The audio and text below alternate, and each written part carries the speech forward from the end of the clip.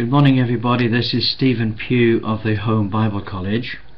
It's October the 14th and we're looking at 1 Timothy chapter 5.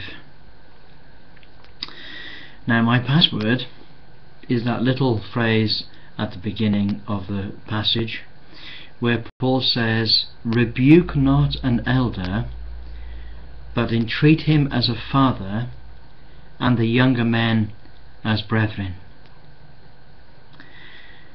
In Israel and in the church, an elder generally was somebody that was over the age of 50, so military service, and often they were in retirement at that age.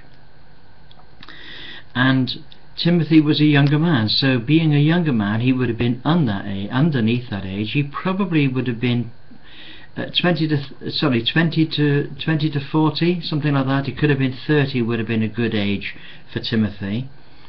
And as a young man, Paul says you are not to get yourself into a position in which you have to publicly rebuke an elder. Elders must always be had in respect.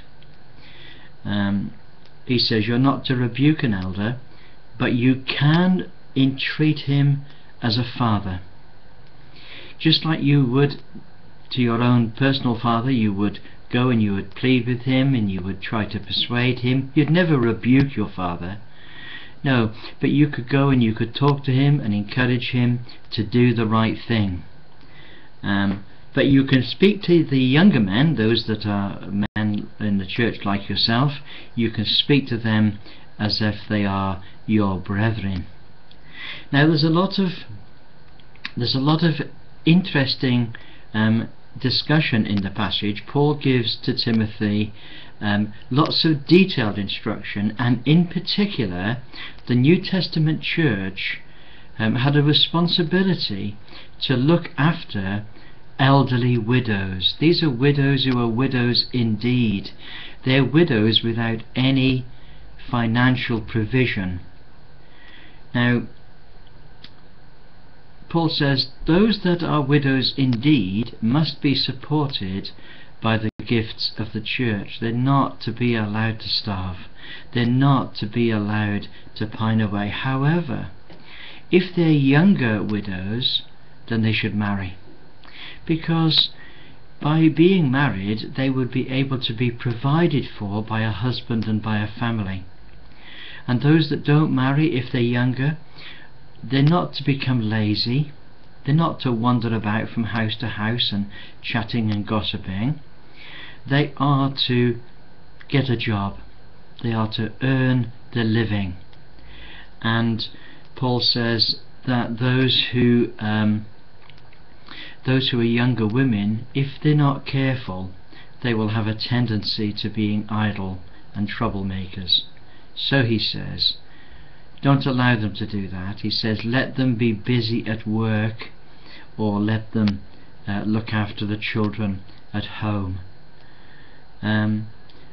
So he says in verse 11, he says, but the younger women refuse. What he means by that is that they're not to be financially supported by the church. If they're younger women, they are to see to it that they are financially supported by their own means, or by a husband, or by family. And there's a lot of information and there's a lot of instructions. He says the elders that rule well are to be considered worthy of double honour. Now this is a verse that a lot of churches don't know about. The word honour in this context is referring to financial provision. Let those elders that rule well be considered worthy of double honour. So they're to be very amply supported, because they're